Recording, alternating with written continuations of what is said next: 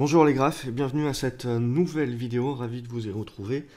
Alors, vidéo un petit peu spéciale, plus courte, logiquement, j'en profite, j'ai pas beaucoup de temps, mais je voulais quand même faire un petit point puisque je me doute bien qu'après la semaine, il y en a beaucoup qui se posent beaucoup de questions. Bref, en règle générale, de toute façon, quand on a un, c'est toujours pareil, les baisses se font beaucoup plus rapidement que les hausses.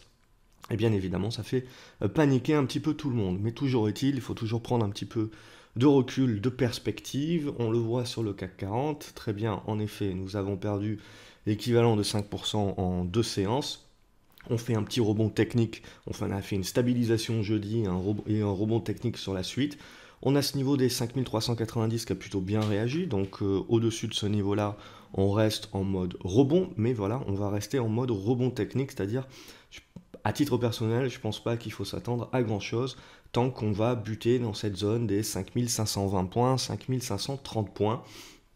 Après, on ne sait jamais, on peut toujours avoir un tweet, un truc, un machin, donc on peut toujours remonter derrière jusqu'à la zone des 5590, mais bon, pour moi, déjà, je pense que en règle générale, quand on prend un coup comme ça, on le voit, le mouvement d'ensuite, c'est surtout un rebond à prendre avec des pincettes. Donc, inutile de se surexposer.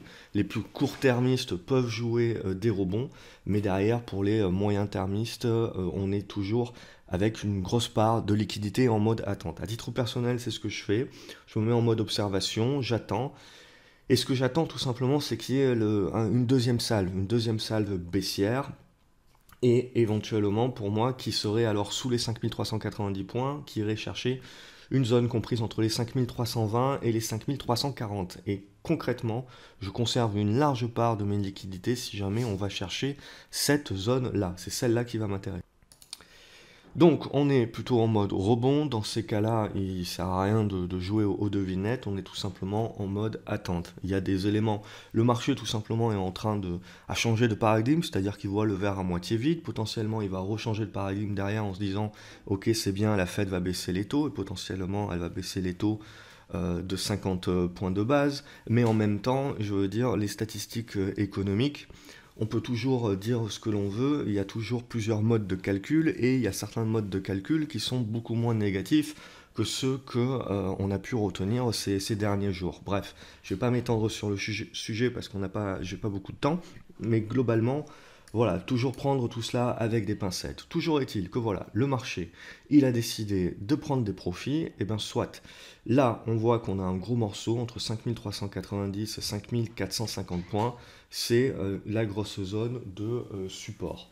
Et donc, ce qui va nous intéresser derrière maintenant, c'est tout simplement jusqu'où on peut aller rebondir, mais pour moi, ce rebond est à prendre avec des pincettes en mode rebond technique. Et le jour où on repasse sous les 5440, 5430 points, les 5390 éventuellement seront pas assez robustes, même si pour moi c'est un bon niveau.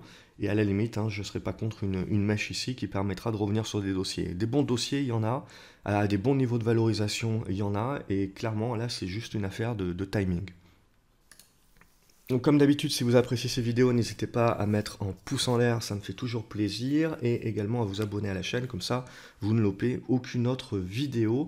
Et également dans les commentaires, n'hésitez pas à partager les actions que vous suivez, ce que vous avez en portefeuille, ce que vous regardez sur les niveaux, quels sont vos niveaux d'analyse, etc. Bien entendu, ça permet de rendre cette vidéo la plus exhaustive possible et donc d'aider l'ensemble de la communauté qui vous remercie donc par avance. On va attaquer sur le Nasdaq. Le Nasdaq, il est un petit peu plus jojo. On voit toujours hein, cette capacité qu'ont les Américains à savoir rebondir et pas qu'à moitié. Mais toujours est-il, voilà, ça reste quand même là aussi un rebond à prendre avec des pincettes. On a ouvert ce gap-là, donc tant qu'on va conserver ce gap-là, on reste dans ce mode rebond. Mais il y a fort à parier qu'on va commencer à coincer quand même hein, dans cette zone des 7790 points, 7800 points. Ça devrait commencer à bloquer. Là aussi, potentiellement, on a pris un coup derrière la tête. Mais globalement, on reste en mode rebond tant qu'on ne referme pas ce gap. Si on referme ce gap, à nouveau, on commencera à jouer cette zone des 7550 points. Et si on passe en dessous, hein, là on voit qu'on avait bien méché dans cette zone-là. Et donc, bien évidemment, si on casse cette zone-là, on ira chercher très certainement la moyenne mobile 200, voire un petit peu plus bas sur la zone des 7300 où on a également un gap. Globalement, là aussi, pour moi, il n'y a pas de panique actuellement. On reste dans des tendances de fond qui sont haussières. Il faut également proportionnellement voir également les baisses que l'on connaît et les voir par rapport aux hausses que nous avons connues également. Et après, je veux dire que les baisses se fassent de manière beaucoup plus rapide que les hausses, c'est tout à fait normal, et c'est la psychologie du marché, et c'est comprendre la psychologie des gens, c'est que les gens, tout simplement, ils paniquent beaucoup plus simplement que leur confiance revient.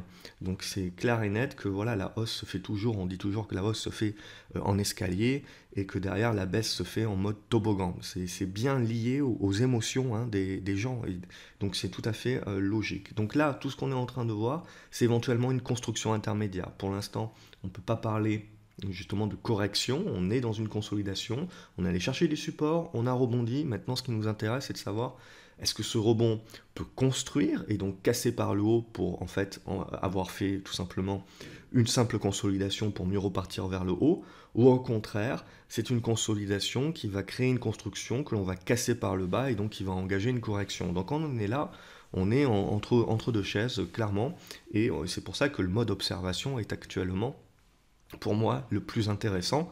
Et rappelez-vous toujours hein, qu'il faut, dans ces moments-là, finalement, ne pas trader est souvent la meilleure décision. Ou en tout cas, avoir moins de transactions, moins de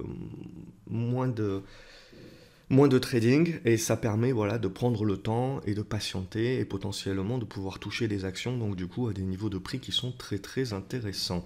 Au niveau du Brent, là aussi, on n'a pas grand-chose à se dire, hein. On est revenu dans une situation qui est plutôt neutre à moyen terme. Pour moi, le gros niveau que je regarde, hein, c'est cette zone des 55 dollars.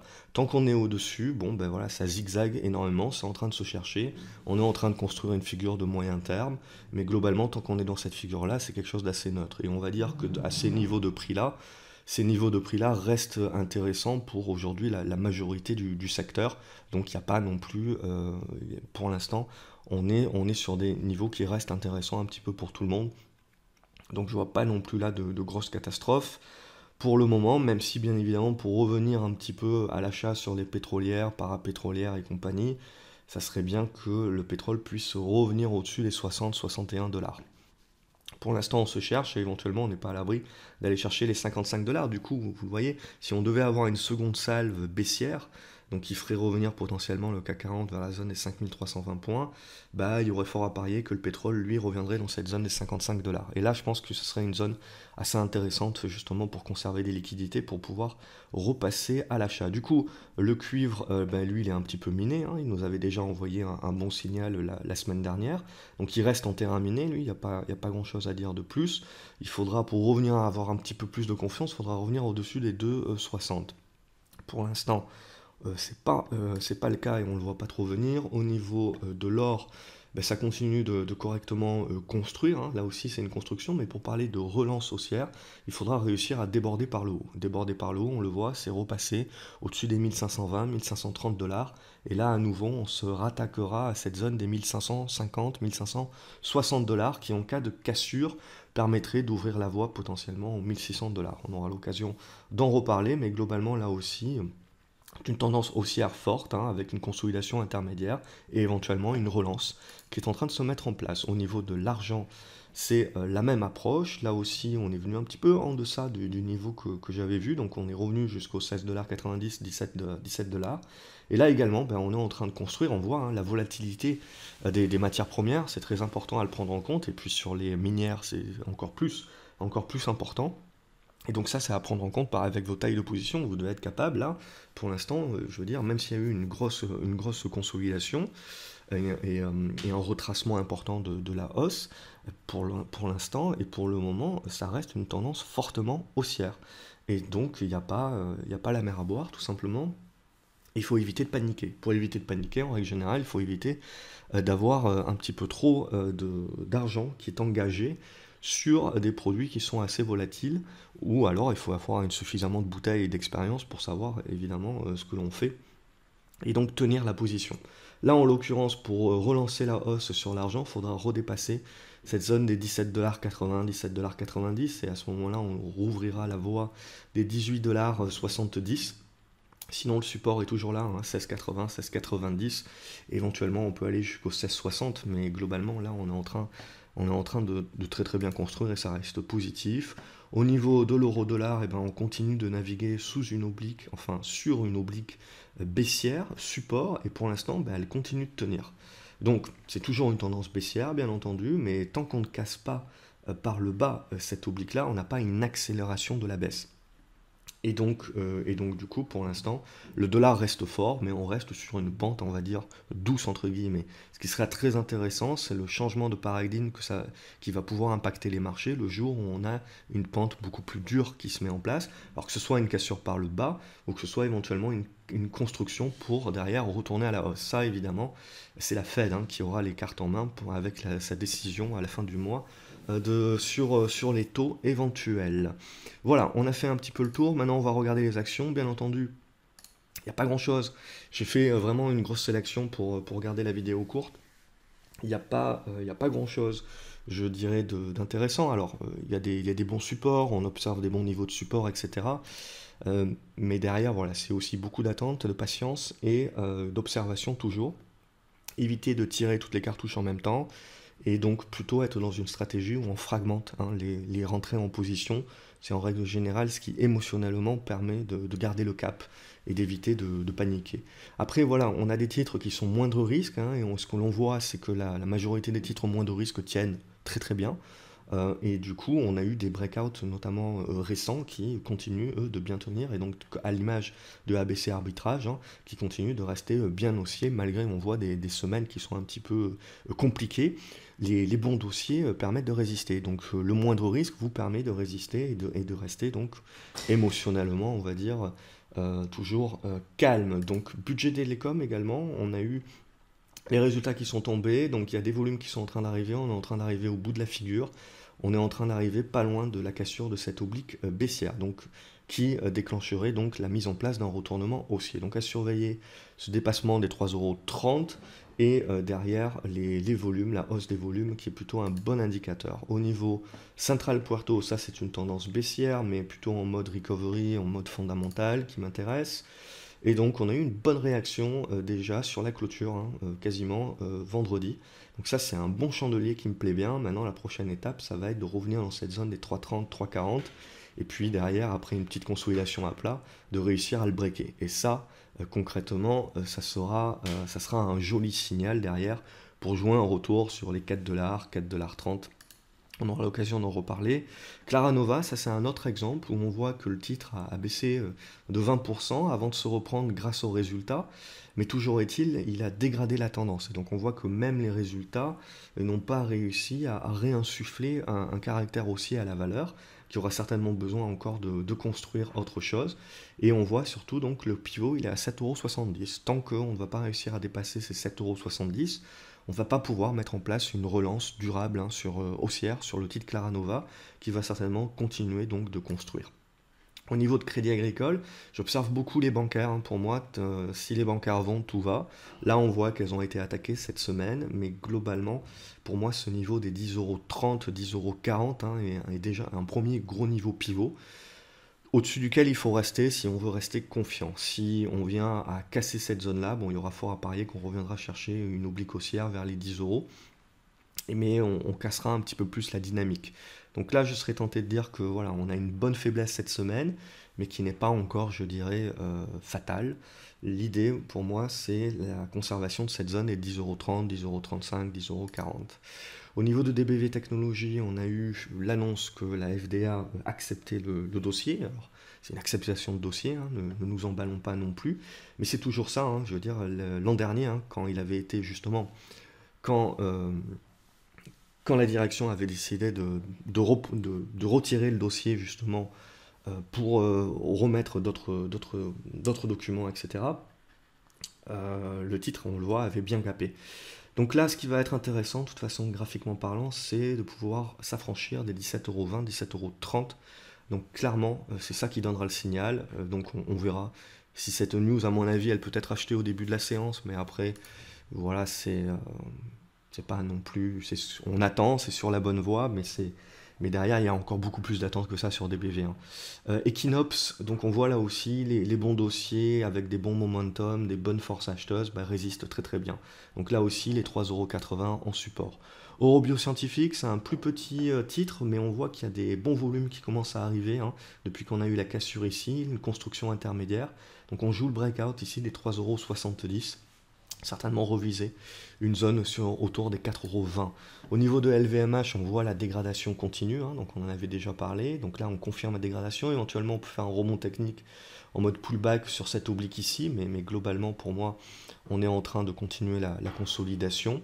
Et après, si on venait à lâcher les 340 €, il y aurait fort à parier qu'on reviendrait dans cette zone des 330.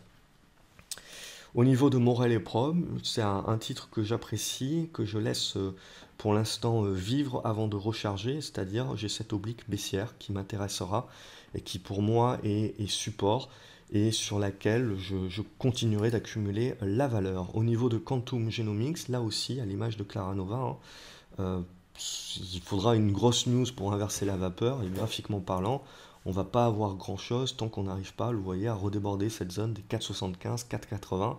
Et après, il y aura un sacré gros morceau aussi sur la zone des 5 euros, 5,10 € avant de pouvoir parler de retournement haussier. Pour l'instant, on n'y est pas encore.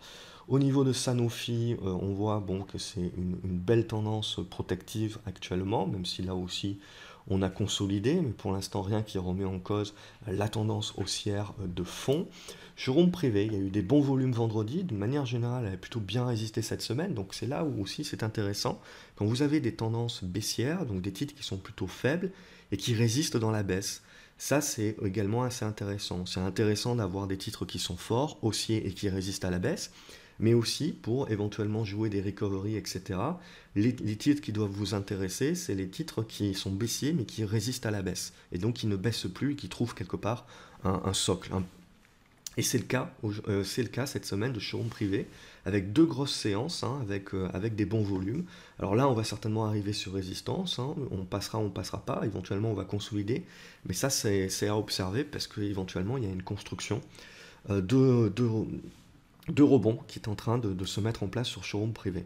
Au niveau de Valorec, on est revenu chercher ce support oblique. Pour moi, c'est un petit peu le dernier rempart. Sinon, après, on commencera à parler de la zone des 2 €.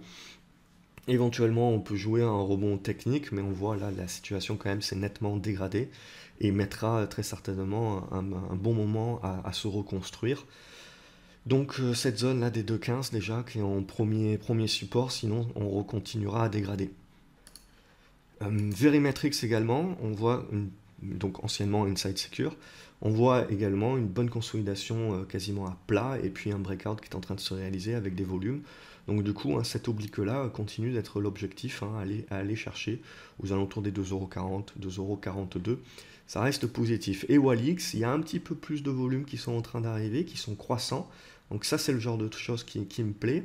Et on est en train, vous le voyez, de revenir au contact d'une oblique baissière assez moyen terme. Donc du coup, pourquoi pas là aussi, si on arrive à valider un retour au-dessus des 11,60, 11,80, la mise en place là aussi d'une configuration en retournement sur Walix. Après, le seul bémol de ce titre-là, c'est que voilà, là, il commence à y avoir un petit peu des volumes, mais après, le carnet d'ordre est en règle générale assez creux. Donc c'est pas pour tous les portefeuilles et surtout il faut adapter la taille de position. Mais globalement, éventuellement, là aussi on voit une tendance donc baissière qui est en train de trouver son socle, de construire sa fin d'hémorragie et donc il peut éventuellement sur cassure des résistances nous donner un bon signal de construction, de rebond et de retournement. Voilà pour cette semaine, j'ai fait au plus court, même si j'ai tenté le plus possible de vous donner des indications. Donc pour moi, rien ne sert de paniquer, on reste voilà, dans un retracement aujourd'hui d'une partie de la hausse, mais en aucun cas dans un retournement baissier, hein, sur les marchés. Il faut rester en mode observation, je pense. Il y a quelques coups, il y a quelques bons dossiers à surveiller, qui reviennent sur des bons niveaux de valorisation. Et je crois clairement que voilà, avoir des liquidités aujourd'hui, c'est avoir une tranquillité d'esprit. Et donc il ne faut pas hésiter. Et clairement, petit à petit, on rentre derrière au fur et à mesure dans certaines valeurs sur des niveaux clés. Et dans ces cas-là, on est émotionnellement, on va dire, beaucoup plus capable de pouvoir suivre ses plans. C'est ça le plus important, là, toujours, la discipline, et c'est dans les moments de volatilité qu'il faut encore plus l'être. Voilà pour cette vidéo, les graphes. Je vous souhaite un excellent week-end. Je vous dis à lundi sur graphseobourse.fr. N'oubliez pas de mettre un pouce en l'air si la vidéo vous a plu, vous a aidé, à vous abonner à la chaîne, et je vous attends du côté des commentaires également pour savoir, vous, comment vous sentez le marché et quelles sont les valeurs que vous suivez. Excellent week-end à vous les graphes.